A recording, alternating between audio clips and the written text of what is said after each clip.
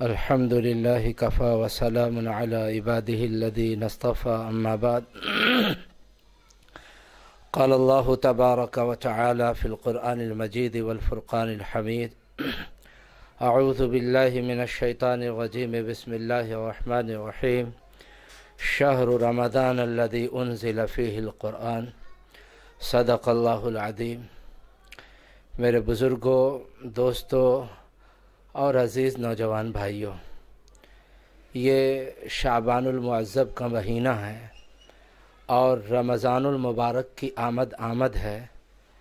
حضور نبی کریم صلی اللہ علیہ وسلم کا معمول گرامی یہ تھا کہ اللہ کے رسول صلی اللہ علیہ وسلم رمضان المبارک کی تیاری رجب المرجب کے مہینے سے ہی شروع فرما دیا کرتے تھے. حدیث پاک میں اللہ کے رسول صلی اللہ علیہ وسلم نے ایک دعا مانگی ہے. رجب کا چاند دیکھنے کے بعد اللہ کے رسول صلی اللہ علیہ وسلم نے فرمایا: اللہم بارک لنا فی رجب و شعبان وبلغنا رمضان. اے اللہ، ہمارے لیے رجب اور شعبان کے مہینے میں برکت عطا فرمائیے اور مجھے رمضان المبارک کے مہینے تک پہنچا دیجیے. مطلب یہ ہے کہ اے اللہ، ہماری عمر اتنی دراز کر دیجئے اور ہماری عمر میں اتنی برکت عطا فرمائیے کہ ہم رمضان المبارک کے مہینے کو پا لیں. جناب رسول اللہ صلی اللہ علیہ وسلم کو رمضان المبارک کی آمد کا بڑا اشتیاق اور بڑا انتظار ہوا کرتا تھا. جس طریقے سے ہمارے گھر میں کسی معزز مہمان کی آمد ہو یا ہمارا کوئی جگری دوست آنے والا ہو تو گھر کا بچہ بڑا ہر کوئی سراپا استقبال بن جاتا ہے. حتیٰ کہ ہمارے گھر کی سرگرمیوں کو دیکھ کر پاس پڑوس کے لوگ بھی محسوس کر لیتے ہیں کہ ان کے یہاں کوئی تقریب یا کوئی پروگرام منعقد ہونے والا ہے. جناب رسول اللہ صلی اللہ علیہ وسلم رجب اور شعبان کے مہینے سے ہی رمضان المبارک کی آمد کی تیاری شروع فرما دیتے تھے اور اللہ کے رسول صلی اللہ علیہ وسلم کو گویا رمضان المبارک کی آمد کا انتظار ہوتا تھا. کیوں؟ اس لیے کہ رمضان المبارک کا مہینہ قرآن کریم کی سالگرہ کا مہینہ ہے. رمضان المبارک کا مہینہ قرآن کریم کے نزول کا مہینہ ہے اور رمضان المبارک کے مہینے میں اللہ تبارک و تعالیٰ کی بے انتہا رحمتوں کا نزول ہوتا ہے. اس لیے حضور پاک علی نبینا و علیہ الصلاۃ والسلام اپنے آپ کو رجب المرجب کے مہینے سے ہی رمضان المبارک کے لیے تیار کیا کرتے تھے. حتیٰ کہ صحابہ کرام رضوان اللہ تعالی علیہم مجمعین نے حضور اکرم صلی اللہ علیہ وسلم کی اسی تیاری کو دیکھ کر ایک مرتبہ حضرت اسامہ رضی اللہ تعالیٰ عنہ نے حضور پاک علی نبینا و علیہ الصلاۃ والسلام کی خدمت میں عرض کیا: ما لک یا رسول اللہ تصوم الشہر شعبان کلہ. اے اللہ کے رسول صلی اللہ علیہ وسلم، کیا بات ہے، ہم یہ دیکھتے ہیں کہ شعبان کے مہینے کے اکثر و بیشتر آپ روزے رکھتے ہیں. تو حضور پاک علی نبینا و علیہ الصلاۃ والسلام نے ارشاد فرمایا کہ اللہ تبارک و تعالی نے دو بابرکت مہینوں یعنی رجب اور رمضان المبارک کے مہینے کے بیچ میں شعبان کے مہینے کو رکھا ہے اور شعبان کے مہینے میں اللہ تبارک و تعالی کے حضور میں بندوں کے اعمال پیش کیے جاتے ہیں. لہٰذا میں یہ چاہتا ہوں، میری خواہش یہ ہے کہ جب میرا اعمال نامہ اللہ تبارک و تعالی کی بارگاہ میں پیش کیا جائے تو میں روزے کی حالت سے ہوں. میرے بزرگوں، دوستو، رمضان المبارک کی آمد کا مطلب یہ ہے کہ رمضان المبارک کا استقبال ہو، رمضان المبارک کے مہینے کے لیے پلان بنایا جائے. مثال کے طور پر جس طریقے سے ہم شادیوں کا پروگرام مہینوں سے بناتے ہیں، بزنس اور کاروبار کے لیے مہینوں سے پروگرام بناتے ہیں. حکماء نے لکھا ہے کہ جب کسی کام کے لیے پلان بنا لیا جاتا ہے تو گویا کہ آدھا کام ہو جاتا ہے. لہٰذا شعبان کے مہینے سے ہی اپنے آپ کو تیار کرنا چاہیے رمضان المبارک کے استقبال کے لیے۔ اپنی مصروفیات کو اور اپنی مشغولیتوں کو کم سے کم کرنا چاہیے، اور یہ طے کرنا چاہیے کہ رمضان المبارک کی آمد سے پہلے پہلے ہم اپنی مصروفیتوں کو کتنا کم سے کم کر سکتے ہیں اور اپنے آپ کو اللہ تبارک و تعالیٰ کی عبادت و بندگی میں لگا سکتے ہیں، اس لیے کہ رمضان المبارک کا مہینہ دنیا کے حصول کا نہیں، بلکہ رمضان المبارک کا مہینہ نیکیوں کے حصول کا، اللہ کو راضی کرنے کا، اللہ کو خوش کرنے کا مہینہ۔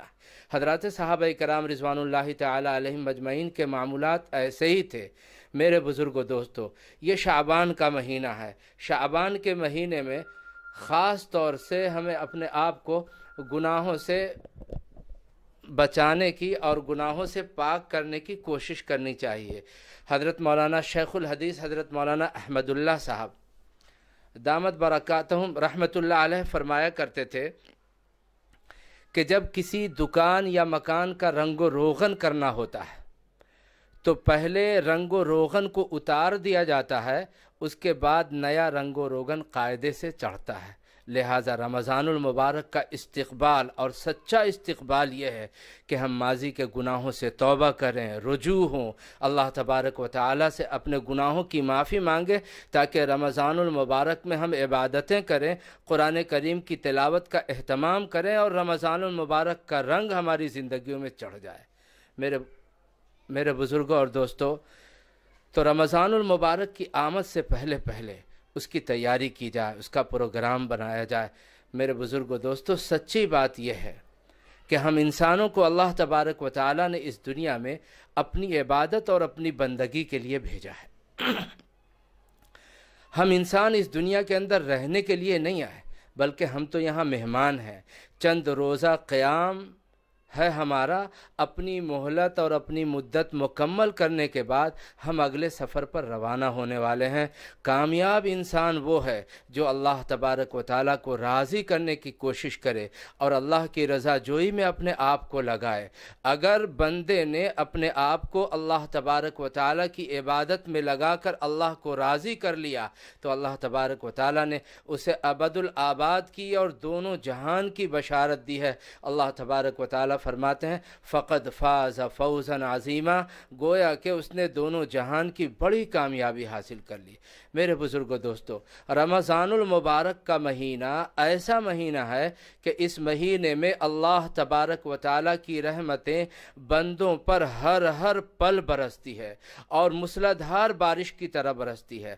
جو بندہ ماہ مبارک کا، رمضان المبارک کا دل میں ادب رکھے گا، دل میں احترام کرے گا، اس کا روزہ رکھے گا، عبادتوں کا اہتمام کرے گا، گناہوں سے بچنے اور پرہیز کرنے کی کوشش کرے گا، تو اللہ تبارک و تعالیٰ کی ذات عالی سے امید یہ ہے کہ اللہ تبارک و تعالیٰ اس کے سب گناہوں کو معاف کر دیں گے، اس سے راضی ہو جائیں گے اور جنت الفردوس کا فیصلہ اس کے لیے کر دیں گے۔ ہم سلف صالحین کے اور بزرگان دین کے حالات کو پڑھتے ہیں تو ہمیں معلوم یہ ہوتا ہے کہ سلف صالحین کی مجلسوں میں جب کسی کی بزرگی اور ولایت کا تذکرہ ہوتا تو وہ یہ کہتے کہ فلاں آدمی تو بڑا بزرگ ہے، فلاں آدمی تو بڑا اللہ والا ہے، اس نے اپنی زندگی میں رمضان المبارک کے اتنے دن پائے ہیں اور رمضان المبارک کے اتنے سال پائے ہیں۔ گویا ان کے یہاں ولایت کا، بزرگی کا پیمانہ یہ تھا کہ فلاں صاحب نے رمضان المبارک کے اتنے سال اپنی زندگیوں میں پائے ہیں، اس کی برکتوں کو اور اس کی رحمتوں کو حاصل کیا ہے۔ رمضان المبارک کی آمد سے پہلے جناب رسول اللہ صلی اللہ علیہ وسلم نے حضرات صحابہ کرام رضوان اللہ تعالی علیہم مجمعین سے فرمایا کہ اللہ تبارک و تعالی تمہارے اوپر ایک ایسا مہینہ لانے والے ہیں، ایک ایسا مہینہ تمہارے اوپر سایہ فگن ہونے والا ہے جس میں اللہ تبارک و تعالی تمہاری طرف متوجہ ہوتے ہیں، تمہارے گناہوں کو معاف فرماتے ہیں، رحمتوں کا نزول فرماتے ہیں اور تمہاری دعاؤں کو قبول فرماتے ہیں۔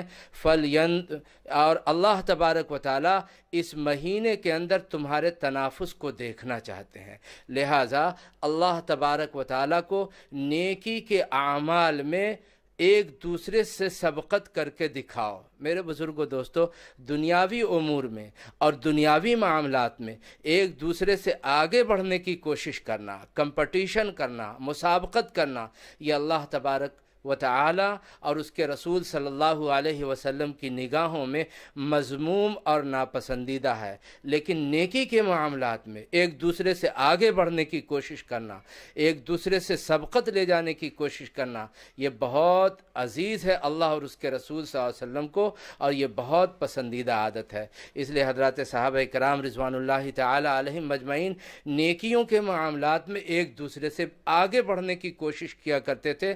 اللہ تبارک و تعالیٰ نے قرآن کریم میں فرمایا فَاسْتَبِقُوا الْخَيْرَاتِ، نیکی کے امور میں اور نیکی کے معاملات میں ایک دوسرے سے آگے بڑھنے کی کوشش کرو۔ لہٰذا رمضان المبارک کے مہینے میں اپنے اوقات کو فارغ کر کے ہمارے معمولات میں اضافہ ہونا چاہیے، اور یہ ہماری کوشش ہونی چاہیے کہ ہم زیادہ سے زیادہ نوافل کا اہتمام کریں، اذکار کا اہتمام کریں، درود پاک کا اہتمام کریں، قرآن پاک کی تلاوتوں کا اہتمام کریں، نوافل میں اشراق کا اہتمام ہو، چاشت کا اہتمام ہو، اوابین کا اہتمام ہو۔ یہ ایسی نفلیں ہیں کہ ان نفلوں کا ثواب اور اس کی قیمت رمضان المبارک کے مہینے میں اللہ تبارک و تعالی بہت بڑھا دیتے ہیں۔ یعنی نفلوں کا ثواب اللہ تبارک و تعالی فرضوں کے برابر کر دیتے ہیں، اور ایک فرض کا ثواب رمضان المبارک کے مہینے میں اللہ تبارک و تعالی 70 فرائض کے برابر کر دیتے ہیں۔ رمضان المبارک کا مہینہ آتا تو حضرات صحابہ کرام رضوان اللہ تعالی علیہم مجمعین فرماتے ہیں کہ ہم حضور پاک علی نبینا و علیہم الصلاۃ والسلام کے معمولات میں رمضان المبارک کی آمد پر خاص طور سے 3 باتوں کا اضافہ محسوس کیا کرتے تھے، اضافہ دیکھا کرتے تھے۔ پہلا اضافہ حضور پاک صلی اللہ علیہ وسلم کے معمولات میں یہ ہوتا کہ اللہ کے رسول صلی اللہ علیہ وسلم رمضان المبارک کے مہینے میں عبادت و اعمال میں خوب جستجو اور کوشش فرمایا کرتے تھے۔ حالانکہ حضور پاک صلی اللہ علیہ وسلم کی عام دنوں کی عبادتوں کا حال یہ تھا کہ حضور پاک صلی اللہ علیہ وسلم ایسی نماز پڑھتے اور اس میں ایسا لمبا قیام، رکوع اور سجود ہوتا کہ حضور پاک صلی اللہ علیہ وسلم کے پائے مبارک میں سوجن آ جاتی، ورم آ جاتا، اور حضرت عائشہ صدیقہ رضی اللہ تعالیٰ عنہ فرماتی اے اللہ کے رسول صلی اللہ علیہ وسلم، آپ کی اگلی پچھلی ساری خطائیں معاف، پھر اتنی مشقت کیوں؟ محدثین نے لکھا حتی یتورد قدماہ، حضور پاک صلی اللہ علیہ وسلم کے پائے مبارک میں سوجن آ جاتی، اور جب حضرت عائشہ صدیقہ رضی اللہ تعالیٰ عنہ عرض کرتی اللہ کے نبی پاک صلی اللہ علیہ وسلم اتنی مشقت کیوں؟ تو حضور پاک صلی اللہ علیہ وسلم فرماتے الم اکن عبدا شکورا، کیا میں اللہ تبارک و تعالیٰ کا شکر گزار بندہ نہ بنوں؟ یہ عام دنوں کی عبادتوں کا حال تھا، لیکن رمضان المبارک کے مہینے میں حضور پاک علی نبینا و علیہم الصلاۃ والسلام کے معمولات میں عام دنوں سے بھی زیادہ اضافہ ہو جایا کرتا تھا۔ حضور پاک صلی اللہ علیہ وسلم اپنی عبادتوں کو رمضان المبارک کے مہینے میں اور بڑھا دیا کرتے تھے۔ حضور پاک صلی اللہ علیہ وسلم کا دوسرا اضافہ رمضان المبارک کے مہینے میں اپنے معمولات میں یہ ہوتا کہ اللہ کے رسول صلی اللہ علیہ وسلم بڑی سخاوت کا، پوری دریا دلی کے ساتھ رمضان کے مہینے میں مظاہرہ فرمایا کرتے تھے، اپنے ہاتھوں کو کھول دیتے تھے، جو کچھ آتا وہ اللہ کے راستے میں اللہ کے بندوں پر خرچ کر دیتے۔ تو حضور پاک صلی اللہ علیہ وسلم اللہ کے راستے میں رمضان المبارک کے مہینے میں خوب خرچ کرتے۔ اور تیسرا معمول حضور نبی کریم صلی اللہ علیہ وسلم کا یہ تھا کہ اللہ کے رسول صلی اللہ علیہ وسلم رمضان المبارک کے مہینے میں مناجات کا، دعاؤں کا خوب اہتمام کرتے تھے۔ اللہ کے حضور میں گریہ زاری ہو، رونا ہو، اپنی عاجزی کا، اپنی بے بسی کا خوب اظہار ہو۔ حضور پاک علی نبینا و علیہ الصلاۃ والسلام نے ہم امتیوں کو یہ تعلیم دی ہے، یہ سبق دیا ہے کہ رمضان المبارک کے مہینے میں تمہارا بھی اسی طرح کا اہتمام ہونا چاہیے، دعاؤں کا اہتمام ہو، عبادتوں کا اہتمام ہو، اللہ تبارک و تعالیٰ کے راستے میں خرچ کرنے کا اہتمام ہو۔ میرے بزرگوں دوستو، رمضان المبارک کا مہینہ نیکیوں کا سیزن اور نیکیوں کا موسم بہار ہے۔ رمضان المبارک کا مہینہ نیکیوں کا سیزن اور نیکیوں کا موسم بہار ہے۔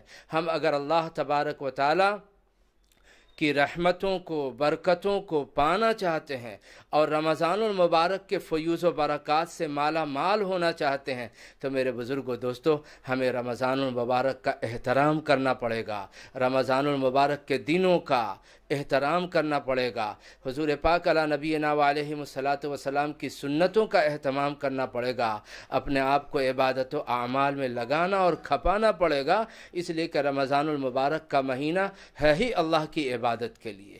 11 مہینے دنیاوی کاروبار میں خوب لگے، دنیاوی کاروبار میں پھنسے رہے، یہ ایک مہینہ اللہ تبارک و تعالیٰ نے اپنی عبادت کے لیے دیا ہے، اس لیے اللہ تبارک و تعالیٰ کو راضی کرنے کی کوشش کرنا چاہیے، اور خود اللہ تبارک و تعالیٰ اس ماہ مبارک کے اندر ہمارے تنافس کو دیکھنا چاہتے ہیں کہ دیکھوں تو صحیح کون بندہ اس ماہ مبارک کے اندر مجھ کو راضی کرنے کے لیے کیا کچھ کر سکتا ہے۔ اس لیے میرے بزرگوں دوستو، رمضان المبارک کا خوب اہتمام کیا جائے، روزے کا اہتمام کیا جائے، گناہوں سے بچنے کا اہتمام کیا جائے، تلاوت کلام اللہ شریف کا اہتمام کیا جائے۔ اگر ہم نے رمضان المبارک کی سچی قدردانی کر لی، ایک ایک لمحے کو قابل قدر بنا لیا تو اللہ راضی ہوں گے، اللہ کے رسول راضی ہوں گے، اور ہمارے لیے اللہ تبارک و تعالیٰ کی طرف سے جنت کا فیصلہ ہوگا۔ اللہ تبارک و تعالیٰ رمضان المبارک کے ایک ایک لمحے کی ہم سب ایمان والوں کو سچی قدردانی کی توفیق عطا فرمائے۔ آمین۔ وآخر دعوانا الحمدللہ رب العالمین۔